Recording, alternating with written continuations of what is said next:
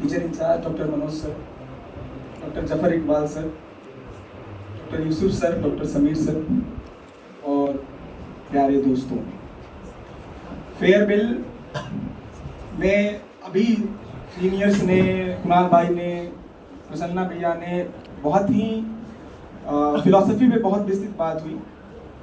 सबने फिलॉसफी को बहुत अलग अलग तरीके से बहुत कुछ लगा कि आज एक क्लासरूम चल रहा है, आप एक वेबिनार को अटेंड कर रहे हैं। जब हम समीर सर को सुन रहे थे तो हमें लग रहा था कि हमको एक सत्र को अटेंड कर रहे हैं जिसमें संस्कृत के भी कुछ मूल देखने को मिलते हैं। सर ने जैसा बताया कि संस्कृत में सभी विषयों का एक मिश्रण है, mother of all languages, all subjects Sanskrit को कहा जाता है। लेकिन जो मूल बात है कि इस 3 साल की यात्रा को हमने कैसे तय किया और कैसे हमने इसको निभाया हर तरीके से, ये सबसे महत्वपूर्ण चीज है हमारे लिए। तो मेरे जैसा सामान्य विद्यार्थी जो उस बिहार के सुदूर गांव से आता है, जहां हम जब 7वीं 8वीं में थे तो हमारे गांव में बिजली आई, तो उस सुदूर इलाके से दिल्ली विश्वविद्यालय तक का सफर बहुत सामान्य नहीं रहा होगा जो दिल्ली और दिल्ली के आसपास के शहरों में रहने वाले विद्यार्थी होंगे। तो स्वाभाविक है कि हमारा जीवन बहुत कठिन रहा होगा, हमारी यात्रा बहुत सामान्य नहीं रही। चाहे वो बिहार बोर्ड, स्टेट बोर्ड से मार्क्स लाना हो, क्योंकि दिल्ली विश्वविद्यालय के मार्क्स सुनने में ही हमारे पसीने छूट जाते हैं। 99% पे पॉलिटिकल साइंस ऑनर्स के हिंदू कॉलेज में और नॉर्थ कैंपस में बंद होते हैं कट ऑफ, और बिहार बोर्ड के स्टेट टॉपर को 91% मार्क्स आता है जो पूरे बिहार में प्रथम स्थान लाता है। तो हम जैसे विद्यार्थियों को ये तय करना बहुत अपने आप में टफ है कि आप दिल्ली विश्वविद्यालय में आपका नामांकन होगा। ये तो धन्यवाद है सरकार का जिन्होंने सीईटी जैसी व्यवस्थाओं को समतलीकरण करने के लिए लाया, और वहां भी ताकि हर एक वर्ग से बच्चे आ सके। फिर भी इतने मार्क्स थे, हमने ये सोचा कि इस मार्क्स पे कहाँ एडमिशन होगा। तो जाहिर सी बात है जाकिर हुसैन दिल्ली कॉलेज एक प्रेस्टिजियस इंस्टीट्यूशन होने के बावजूद भी अपना कट ऑफ कम रखता है ताकि हर वर्ग से, हर क्षेत्र से बच्चे इस कॉलेज में आ सके। और मुझे इस बात में कहीं गुरेज नहीं है कि मैं दिल्ली विश्वविद्यालय के जितने भी कॉलेजेस में गया, उनके इंफ्रास्ट्रक्चर से लेकर के, टीचर्स के पढ़ाने के तरीके से लेकर के, तो मैंने पूछा कि मैं वही सोचता था कि किस बात के लिए 90% मांग रहे हैं। ये तो हमें 72, 77 और 80% में जाकिर हुसैन में ये सुविधा हमें देखने को मिल रहा है। इस कॉलेज में आने के बाद मेरा इंटरेस्ट बेसिकली पॉलिटिकल साइंस में ज्यादा रहा है, फिलोसफी में कम रहा है, क्योंकि हमें पॉलिटिकल साइंस ऑनर्स करना था, मार्क्स उतने थे नहीं। तो ये कॉम्बिनेशन बहुत नामी कॉम्बिनेशन है, बहुत चर्चित कॉम्बिनेशन दिल्ली विश्वविद्यालय के 6-7 कॉलेजेस में ही है। तो हमें यहाँ एडमिशन मिला और हमने पढ़ाई चालू की। जैसा कि सबने राकेश सर के बारे में बताया कि उनसे प्रभावित होकर के हमने बहुत कुछ सीखा, समझा, यात्रा को तय किया।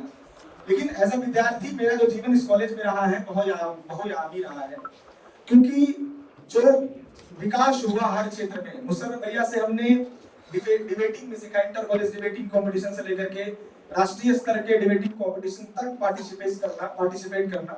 जब ये बात हम कहते हैं तो बहुत लोगों के लिए जो सामान्य, जो 8वीं कक्षा में दिल्ली में रह करके 8वीं कक्षा में नेशनल डिबेट में जाकर के पार्टिसिपेट कर रहा है, और हम ग्रेजुएशन में आकर के जो है national debate times of India में हो या फिर नवभारत टाइम्स में हो जाकर के अपनी बात को कह रहे हैं, बड़ा मंच पे अपनी बात को कह रहे हैं, ये अपने आप में हम सब के लिए बहुत बड़ी बात होती है।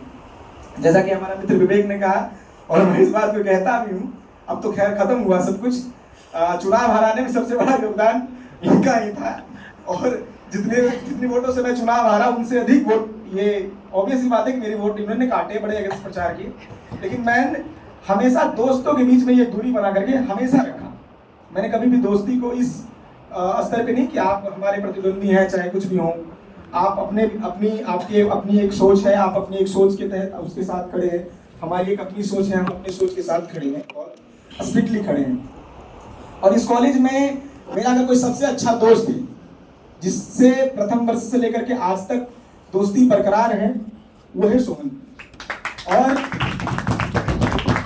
ये दोस्ती शुरू से हमारी है। हम आपस में एक प्रतिद्वंदी भी रहे, प्रेसिडेंशियल पोस्ट के लिए कैंडिडेट भी रहे। अफसोस ये था, मैं पहले कह रहा हूँ, मैंने नॉमिनेशन इसलिए कराया था कि मुझे सोहन को हराना था।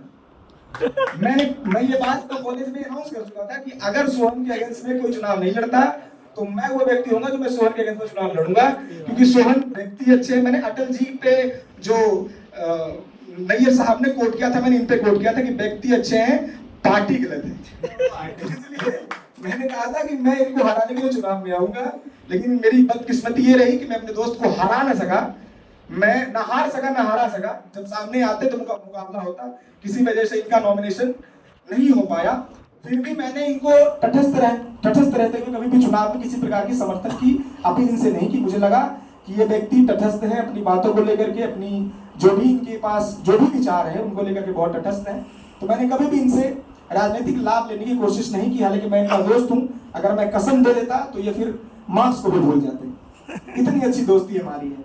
तो ये दोस्ती हमारी यूं ही बरकरार रहे, और इस सफर से हम लोग नए सफर की तरफ जा रहे हैं। हम सब इस महाविद्यालय से बहुत कुछ सीखे हैं, बहुत कुछ समझे हैं, एक प्रक्रिया को समझा है। कॉलेज प्रशासन से लोकतांत्रिक प्रक्रिया के तहत लड़ा है, अभी भी लड़ाई जारी है। तो ये जीवन में निरंतर संघर्ष चलता रहे, एक बेहतर इंसान बनने की प्रक्रिया हो। जैसे किसी सेमेस्टर में हमने पढ़ा था फेमिनिज्म, सूरज सर हमें पढ़ा रहे हैं। तो कम से कम जो कुछ भी हमने कमला भसीन को पढ़ा, नीलकंठन को पढ़ा, वो कम से कम प्रतिशत में जाकर के हम समाज को दे सके, तभी एक सभ्य और सही नागरिक हम बन सकेंगे। मनोज सर से हमने पढ़ा कि क्रिटिकल डिसीजन कैसे करना है, रेशनल डिसीजन कैसे करना है, आप डिसीजन मेकिंग प्रोसेस में कैसे अपने आप को एक बेहतर, एक तार्किक व्यक्ति बना सकते हैं। तो उस प्रक्रिया को भी हमने समझा। तो जब हम इस महाविद्यालय से निकलकर नागरिक बनेंगे, नागरिक बनने की प्रक्रिया में 18 वर्ष से अधिक हम सबका हो चुका है, तो हम उन तमाम चीजों को इस्तेमाल करते हुए एक बेहतर नागरिक बने। समाज को जो हमने अब प्राप्त किया वो समाज को देने की बारी है। आने वाले 2-4 साल 5 साल में हम एक सोसाइटी को प्रोडक्शन के तहत कुछ देंगे। तो उसी यात्रा को हम लोग अब प्रशस्त करेंगे। आप सबों को बहुत बहुत बधाई, बहुत बहुत मुबारकबाद। धन्यवाद।